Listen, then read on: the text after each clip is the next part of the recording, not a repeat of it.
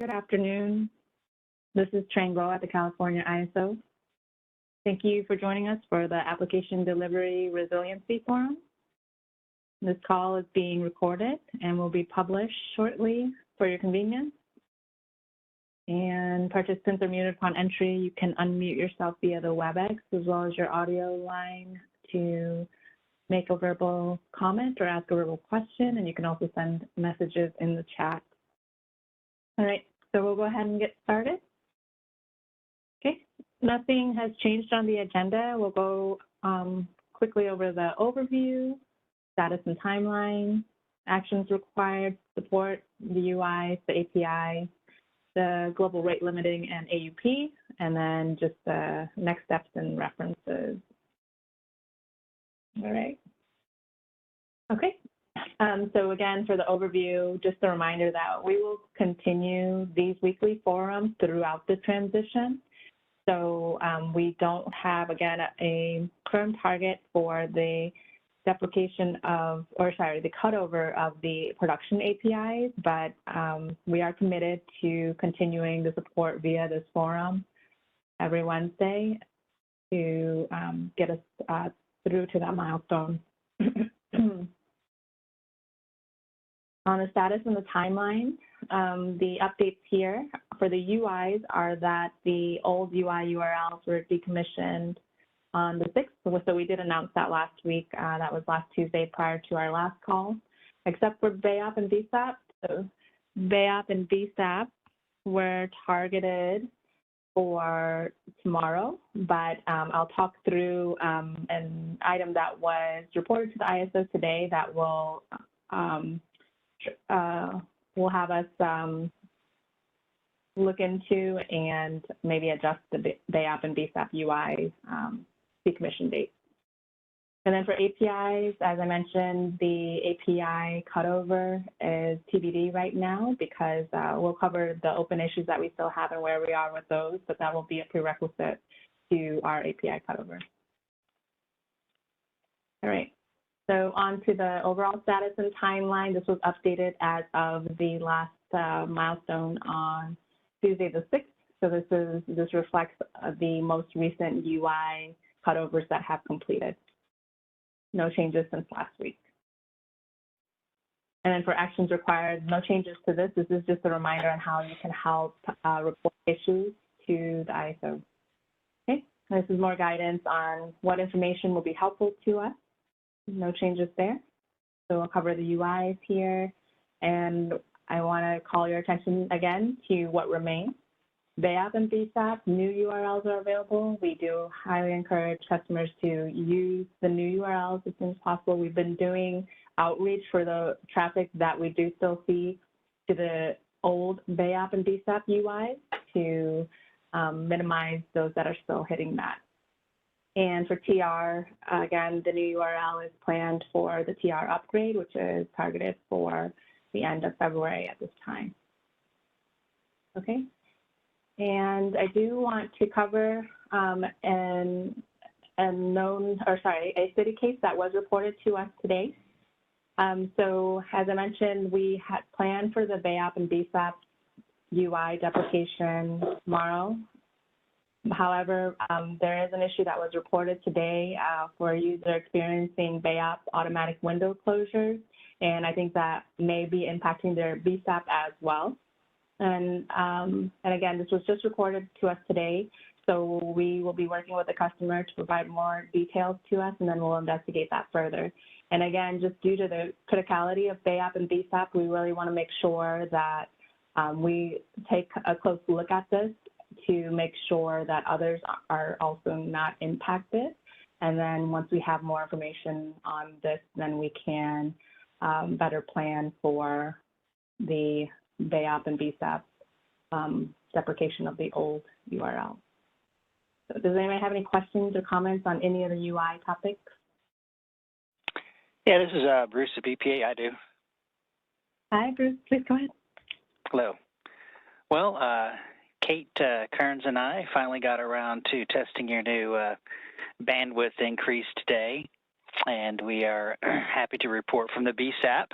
You know, we submitted the very largest, longest duration 7-day BSAP payload submission, and even though it takes 45 minutes, it went in with the new URL, and so we've swapped over to the new BSAP URL full time. That made our day, Bruce. Thank you. But we did also test out the BAYOP. That after the fax submission, that one did error out.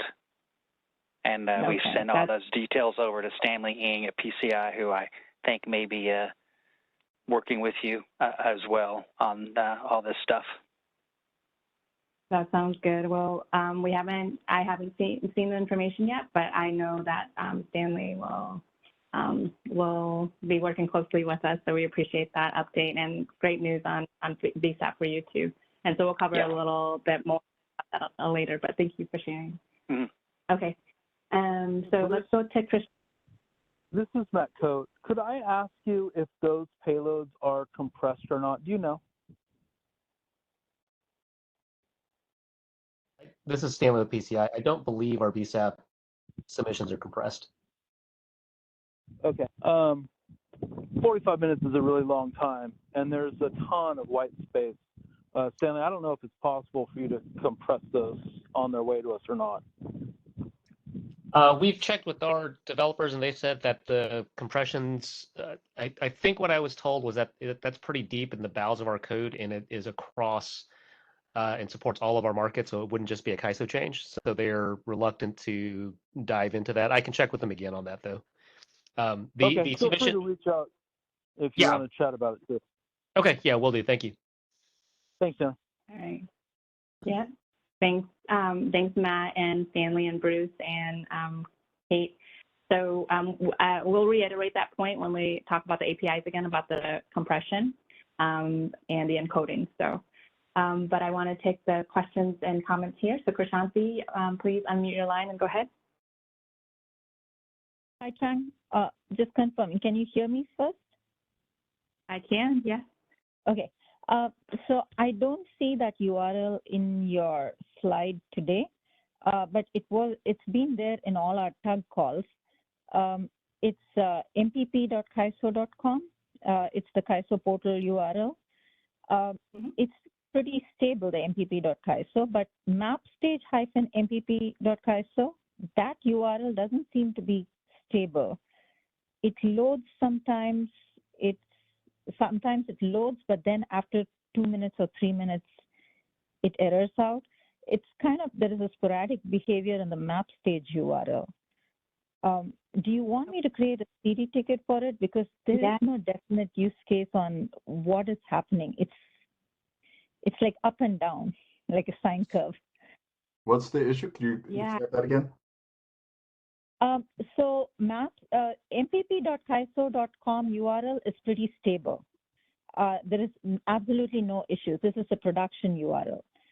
The map stage URL, when we invoke it, sometimes it loads, the page loads, sometimes it doesn't load.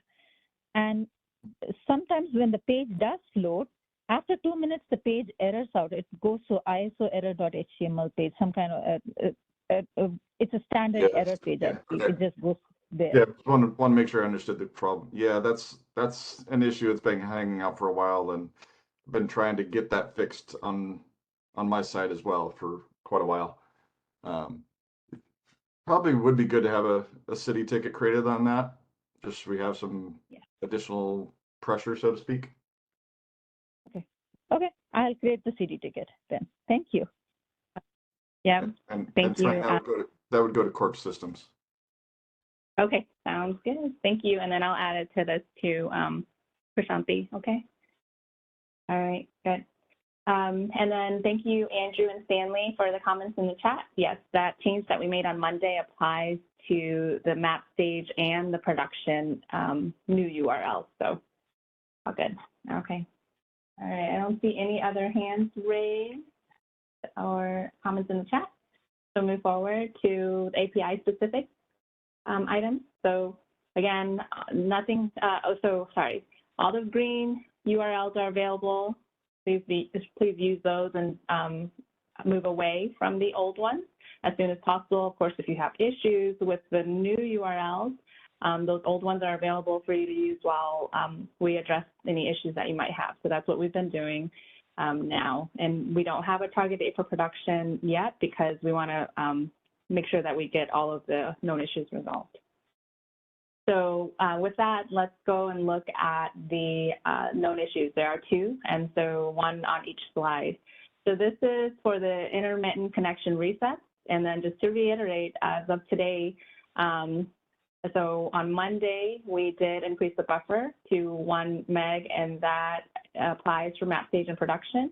And you'll see that on the right, I think we also might have additional city cases that we're working through, but these are the ones that are related to this. And the customers that have tested have reported success for the most part in map stage and then in production, and some are still pending testing. So the one issue that Bruce brought up earlier about the BAYOP API, we hadn't received that information yet, but we'll be expecting that, and we'll be looking forward to working with BPA and Stanley on getting that resolved. Okay, so we'll continue to monitor this for the next week or so for those that are continuing to test, and then again, just based on additional results and details that we receive, then we'll give an update on next Wednesday's forum, as well as if we have been able to work towards an appropriate new target date for this. Okay. Hello. So does anybody, yeah, go ahead. Hi, this is Dexter from Calpine. I just wanted to let you guys know that we tested over the last couple of days, yesterday, Tuesday, and today, Wednesday, pushing all of our units, and everything went in successfully. So we didn't have to break it up into smaller chunks. Okay, that is for great news. CMRI. Mm-hmm. Okay, that was for CMRI. Okay, thank you very much, Dexter. That's great news. And was that again for production? And cyber. Yes, cyber production and CMRI. Yep, both. Thank you for that confirmation. That's great news. Okay. Any other questions or comments from anyone on this known issue for connection reset? Okay. All right. So we have one remaining known issue for the API. So this is an intermittent HTML response, the big IP logout page that is impacting multiple APIs, including ADS, which has not changed as part of this implementation, but is on the new infrastructure. So as of today, again, we worked with customers to request more information, and thank you for those that have provided additional details, including the full responses. And we also have customers providing feedback about some potential causes that we want to pursue. So one of those is the MRH sessions, and the number of those sessions within a short period of time, and whether those are new or reused sessions. And then also user certificate configurations, an issue that one of the customers was able to consistently reproduce in their environment. And so we will be reaching out to those customers to work with them to help pursue those theories a little bit further. And again, we'll continuously work with our vendor as well on our side to see if they have any other helpful information. But we do have still a bit more investigation to do on this part that we'll be partnering with our customers for. Does anybody have any other questions or comments on this known issue?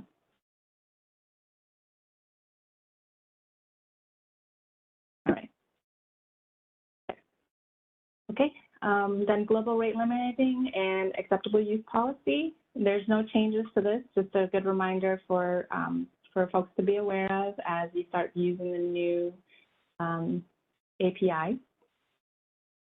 And then we don't have any new issues reported for global rate limiting and AUP. We're continuing to review the enhancements to consider the SCID in the key for AUP, but we have not confirmed direction on that yet. Any questions or comments on this topic? All right.